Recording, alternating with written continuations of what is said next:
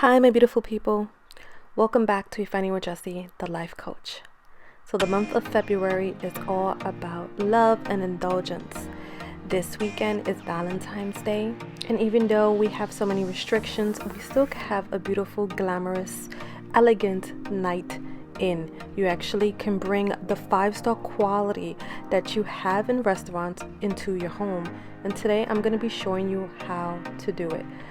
We often forget how creative we can be, and we also forget how comforting and warm our homes can be, especially in these trying times with COVID around.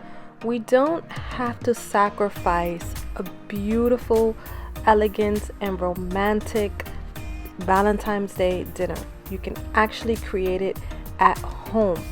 And I'm going to be showing you step by step on how to do it. So if you're interested in creating a beautiful romantic evening for you and your partner, stay tuned, because I'm going to be showing you how to do it from the dessert station all the way to the meal. So get excited, because we are ready to create. So first things first is we're going to open our fridge and get some of our ingredients so we can get this special night started. So guys, if you missed my video on my refrigerator organization, I am going to link it above if you are interested.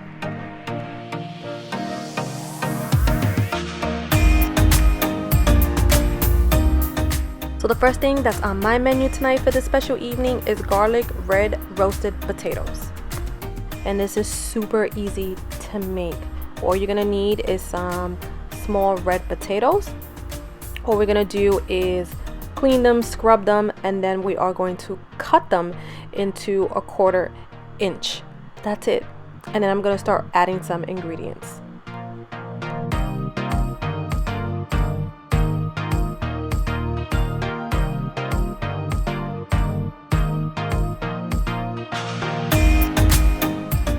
Now you could choose to make these a little bit bigger by cutting them a little bit bigger, but I like my potatoes pretty small in size.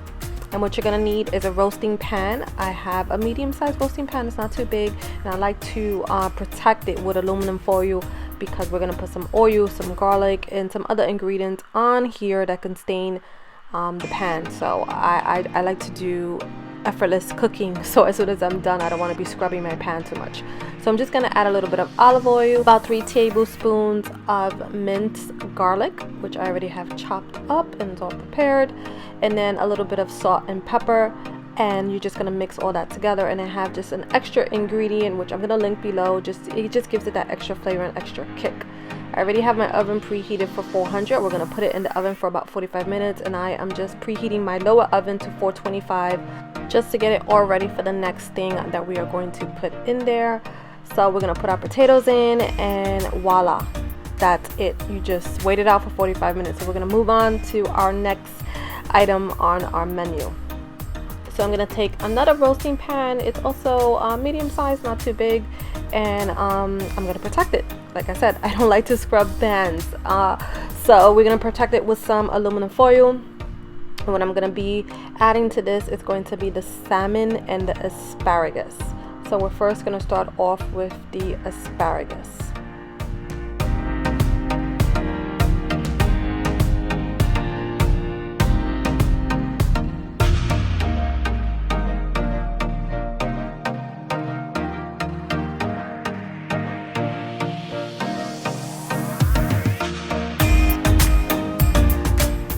So preparing asparagus is super easy. I'm just going to take it out of its container. I'm going to get a chopping board, and all I'm going to do is cut off the ends, trim about 1 inch to 1/4 inch off the bottom.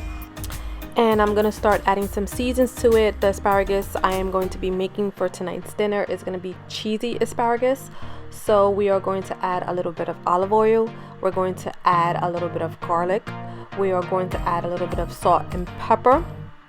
And then at the end, I am going to add 2 different types of cheeses, mozzarella and Parmesan, and 5 minutes of broiling time in the oven. This tastes so good. And what I'm doing is I'm laying it under the salmon, so it's gonna be yummy. It's gonna be yummy, guys. So if you never tried this, definitely this is your chance to try it.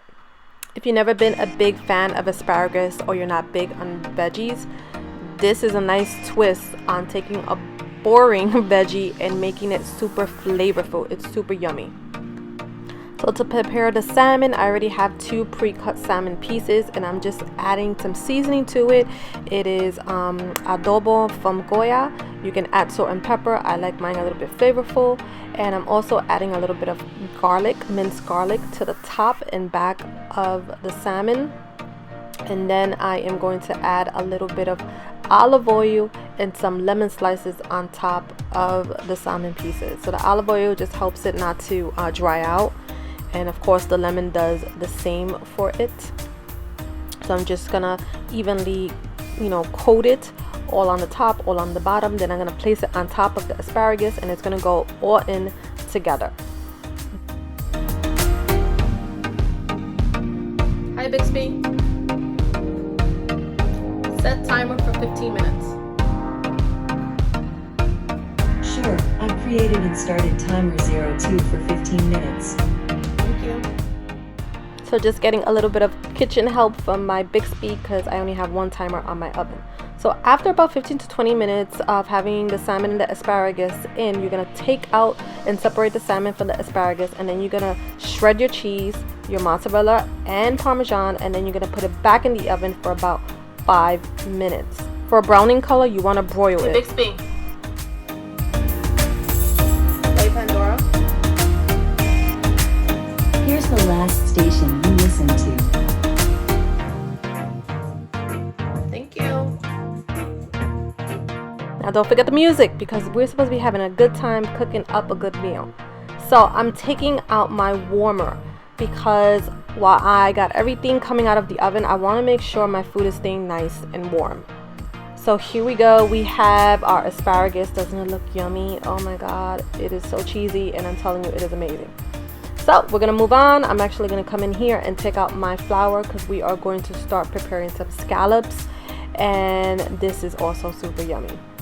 So if you never prepared scallops before, they are super easy. I have small scallops, but you could use any size, and all you are going to do is just flavor it with salt and pepper. I use my adobo, and then put a little bit of flour in it.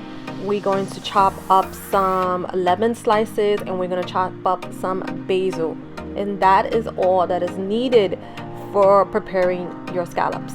You are going to get a nice pan, and we are going to coat it with some type of oil. So you could use avocado oil, you could use seed oil. You want to use an oil that's a little bit thicker in consistency than like olive oil. But if you don't have that, then use what you have. We have a medium flame going on, and we're just gonna let it fry about a few minutes on each side. And after it starts browning, you want to add a little bit of garlic, as much as you like, about 2 to 3 cloves. You want to add 1 tablespoon of butter. You want to add some basil, and you want to add your lemon slices, and you're just gonna mix all that together. In the same pan, I'm gonna start frying up my garlic shrimp. In the description box, I'm gonna link some of the recipes that inspire this, that you can actually follow to the T in the event that you're not used to making shrimp and scallops and things of that sort. So we are going to make some homemade garlic bread. So I'm looking for a bread knife, and the bread knives usually have the little edges. So all you need for this is a loaf of French bread, which is what I have here. I just cut off the end, and then I'm actually cutting off some even slices so we could use it for our garlic bread. So what I'm going to do is just add the paste. I already created a garlic paste, which just consists of butter, garlic, a little bit of olive oil. Once again, everything's going to be in the description box if you want to follow some of these recipes. I took another roasting pan, and I just protected it with some aluminum foil, and I'm just laying out the bread with the garlic side facing up. And then I'm gonna just put it in the oven, and this prepares super quick. Everything is super easy to make, and that's the great part of it. So we're gonna have some fun. We're gonna start getting ready for fondue. So I picked up these cute little trays from Home Goods. They're just adorable, they're mini, and they're just perfect for my fondue machine. So I'm just going to wipe them down, clean them out, because we're gonna start putting some goodies on here, because what's Valentine's Day without any, without goodies? Come on. So I'm in my dining room. I just gotta move my plants, clean up this tray. I gotta get things all sorted. So that's what I'm going to do. I'm going to start putting things in alignment and start putting together my fondue machine, taking out the parts, cleaning them, so on and so forth.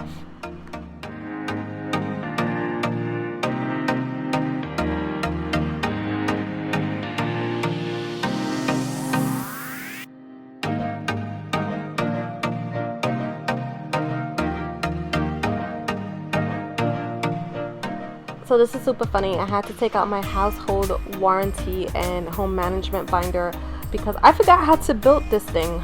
So pro organizing tip, if you don't have one of these binders, definitely look into building one for you. They are lifesavers. They help keep all your manuals and warranties in one safe place. So what I did was buy some flowers, a flower arrangement for the table so it can look nice and beautiful. So what I'm going to do is I'm getting my vase all prepped and I'm getting all the flowers all in arrangement and getting it all beautiful so it can look like we are at a restaurant.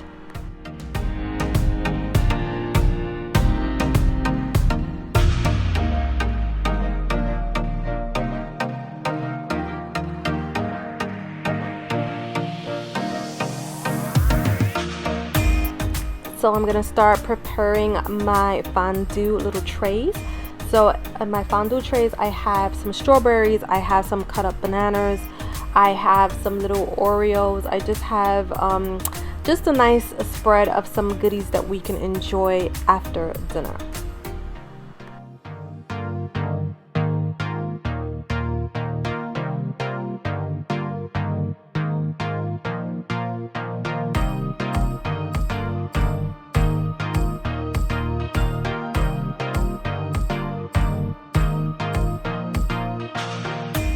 So I actually have some flower petals that I am going to decorate the table with because the tablescape it has to be right. So this is the chocolate. I'm using white coating chocolate to put in my fondue machine. I'm using about 5 pounds. I have a professional grade fondue machine because I'm me. This is the kind of stuff that I love. I love to entertain. I love to invest in pieces that I could use time and time again and just enjoy. I love to enjoy my home. I love to enjoy my time with friends and social gatherings, and you know, I just don't rely on always going out to enjoy the finer things. The motor is on. As you can hear, this thing is going hard. It's going to start pumping and it's going to start melting the chocolate and it's going to taste amazing.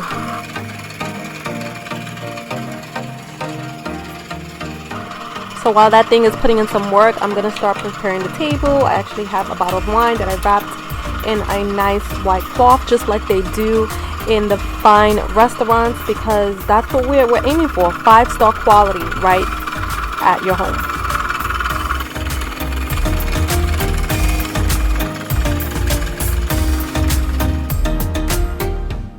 Okay, so get excited. Look at this yumminess, this beautiful white chocolate that's nice and melted. It is going to be so yummy. I'm actually just taking a spoon and just moving it back and forth just to make sure that the pump does not get stalled with the thickness of the chocolate. So that's one thing you have to do with these types of machines. You got to make sure that you are stirring the chocolate in 15 to 20 minute increments just to make sure that everything is coming out nice and smooth. But I'm excited. It's just looking so yummy. I actually got the little trays on the bottom, so I did a little bit of combination, as I said, of strawberries and bananas. I have some brownies. I have some birthday cake flavored popcorn, which is yummy in itself. And then on the other side, I have these miniature Oreos, which taste amazing on the white chocolate, and then just some Hershey Kisses, and I just left them in the wrap because I don't know how many of these we are going to eat. This is, you know, a spread for 2 people, so you know, Valentine's is meant to be indulging. So we'll see. I've added some balloons, so this is, you know, just a nice little take on the dessert area. So we are ready, guys. The food is done. I'm going to start prepping the table, putting in the garlic bread. I'm going to start preparing the landscape, getting my nice trays and putting in the garlic shrimp, and then adding the scallops is going to be all together on this tray, and I'm going to show you how everything turned out. So this is how my table looks. I added some candles. I added a love balloon in the back because that's what Valentine's Day is about. Look at this spread. Look at this spread. It's gonna be yum yums. Like, it's gonna be so good. I have 2 toasting flutes right here on the side. I added some water glasses, some champagne glasses. Oh, and I have a treat. So my table actually lights up. So that's gonna be a fun treat to add to the ambiance of my night. That with the added candlelight is gonna look amazing. So I'm gonna start lighting my candles. I'm gonna start lighting the candles. I'm gonna start prepping the plates, and then I'm just gonna give you one last look of how everything turned out and how I put everything together, and I hope it inspires you to do it for yourself. Like I said, we're in very trying times, but that doesn't mean that we actually have to stop living completely. You have to make the most of what we have, and we have to be creative, and there's so many ways of doing that. So guys, here is my tablescape. This is how everything turned out. As you can see in the bottom, you can see the lights of the table, and I'm going to show you another shot of how everything looks in the dark, but the lights are still on right now, and the light in my dining area is pretty strong. It was the light you saw in the beginning of the video, but look how this tray came out. This is my seafood platter of the scallops and the shrimp, and here we got the salmon, the potatoes, and everything is just so delicious. I just added some ice to my ice bucket for the wine later on, so I just want to make sure the wine doesn't turn warm. White wine is meant to be drank cold. It's meant to be cold. So what do you think? I hope you like it. I hope it inspires you to, like I said, do it for yourself. And I hope you don't feel held back. Don't be held back this year. Don't feel just because COVID is around and so many things are in lockdown. A lot of people are still in lockdown, that you still can enjoy a beautiful, nice evening at home. If I can do it, like I always say, you can do it. It just takes a little bit of creativity, a little bit of effort, and a little bit of time. But honestly, this meal was so effortless. I think what took the most time was just setting up the fondue machine. And that's just because I didn't know what I was doing. Let's just be honest. Let's keep it real. I forgot how to set it up. I forgot how the pieces went. And of course, I had to clean up the pieces and things of that sort. So that took a little bit of time, but oh man, was it worth it. Like, look at this deliciousness. Like, oh my God.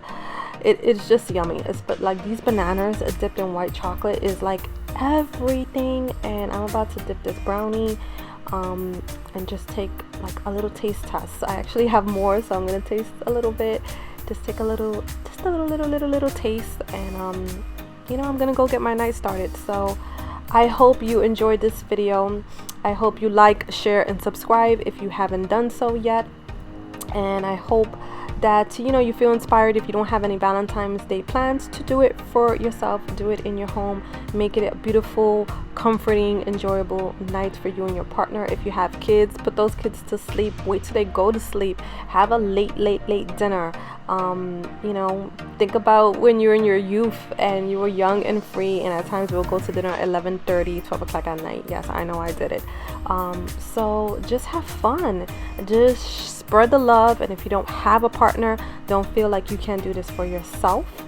And I hope you have a beautiful and joyous and blessed happy Valentine's Day. I'm wishing you light and love, and I will see you in my next one. Bye.